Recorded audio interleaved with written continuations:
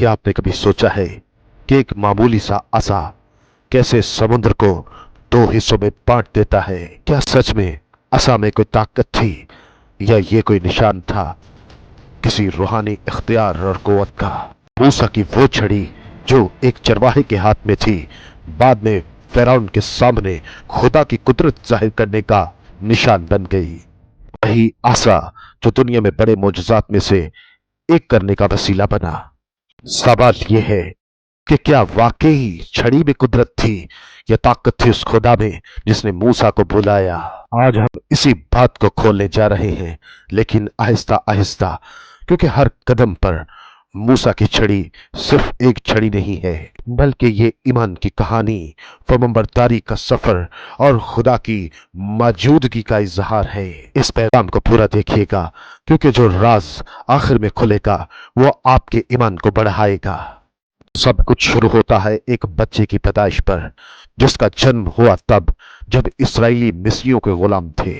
फिरौन ने यह हुक्म जारी किया था कि इस्राएली नर बच्चे की पैदाइश पर उसको कत्ल कर दिया जाए, लेकिन खुदा का मंसूबा कायम रहता है।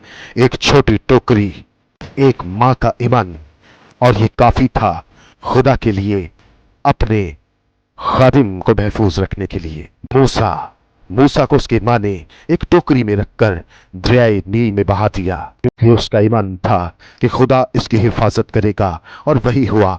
खुदा ने उस बच्चे को फिरौन की बेटी के यहाँ पहुंचा दिया, और वो उसे अपने घर ले गई।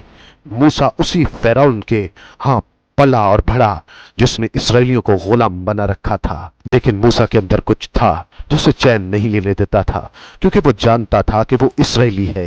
एक दिन उसने देखा कि एक मिस्री इब्रानी को मार रहा है, और उसने गुस्से में आकर उस मिस्री को मार दिया और उसे रेत में छिपा दिया।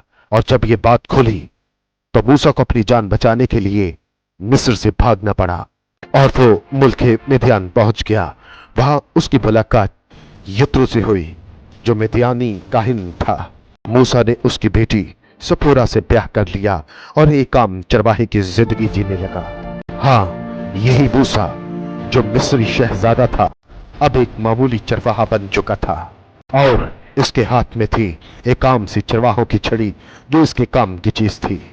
भेड़ों को इकट्ठा करना, रास्ता दिखाना, और कभी किसी जंगली जानवर को भगाना हो, बस यही इसका काम था। कभी किसी ने सोचा भी ना होगा कि यही एक आम सी छड़ी खुदा की कुदरत को जाहिर करने का वसीला बनेगी। मूसा इस आम से जिंदगी से मुतमय्यन था।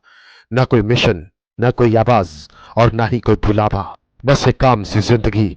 लेकिन खुदा के मंसूबे हमेशा आम जिंदगियों से ही शुरू होते हैं।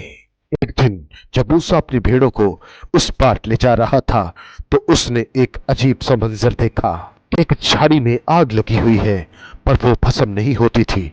मूसा ने सोचा, करीब जाकर देखता हूं कि ये क्या मंजर है। जैसे ही वो नजदीक गया, आवाज आई, मूसा, मूसा। मूसा ने कहा, मैं हाजिर हूं। आवाज आई, नजदीक मत आ, और अपने पांव का जूता उतार ले, क्योंकि जहां तू खड़ा है वो जगह पाक है। खुदावंद ने फरमाया कि मैंने अपने लोगों की तकलीफ को देखा है, और मैं उतरा हूं कि उनको मिस्रियों के हाथ से छुड़ाऊं। मैं तुझे भेजता हूं। मूसा ने कहा कि मैं कौन हूं कि जो फिरौन के पास जाऊं? खुदावंद ने कहा, मैं तेरे साथ रहूंगा। मूसा ने कहा, लोग मुझसे क्या कहेंगे कि तुझे किसने भेजा है? मैं क्या कहूंगा? खुदा ने फरमाया, मैं जो हूं सो हूं ने मुझे भेजा है, ये कहना। मूसा ने फिर कहा, अगर उन्होंने मेरी बात का यकीन न किया तो? खुदा ने फरमाया, तेरे हाथ में क्या है? मूसा बोला, चरवाहे का असा। खुदा ने फरमाया, इस छड़ी को जमीन पर फेंक। मूसा ने फेंका तो वो सांप बन गई, और मूसा डर कर भाग गया। खुदा ने फरमाया, अपना हाथ बढ़ा और उसकी दुम से पकड़ दे। मूसा ने हुक्म माना, और वो फिर से छड़ी बन गई। और यहीं से शुरू होता है मूसा की छड़ी में खुदा की कुदरत का पहला ज़हूर। खुदा ने यह भी फरमाया कि इस निशान से वो जानेंगे कि मैं ही ने तुझे भेजा है। गौर कीजिए, छड़ी में कुव्वत तब आई जब मूसा ने फर्माबरदारी की। कुदरत लकड़ी में नहीं, बल्कि ताबेदारी में थी। खुदा आज भी हमारी जिंदगियों से आम चीजों को रूहानी पैगामात और अपनी बादशाही के लिए इस्तेमाल करता है।